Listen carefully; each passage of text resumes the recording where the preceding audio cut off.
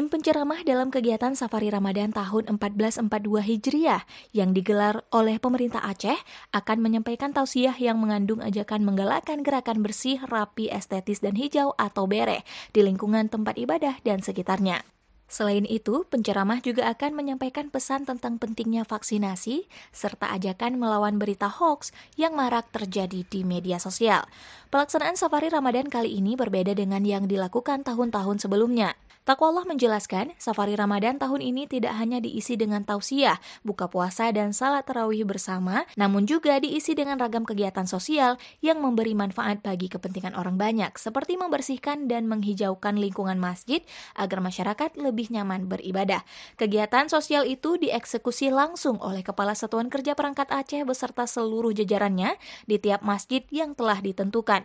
Sekda menyebutkan, berbagai unsur telah dilibatkan, utamanya elemen penting yang bertanggung jawab di wilayah masjid yang akan dilaksanakan Safari Ramadan oleh pemerintah Aceh. Lebih lanjut, Taqwallah juga berpesan agar para penceramah dapat ikut serta membantu pemerintah menyukseskan vaksinasi melalui tausiahnya.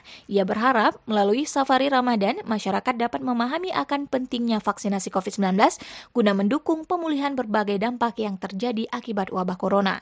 Taqwallah juga berpesan kepada para penceramah untuk memberi edukasi kepada masyarakat tentang bahayanya berita hoaks dan ia ingin masyarakat melakukan tabayun terlebih dahulu sebelum mengkonsumsi informasi yang beredar.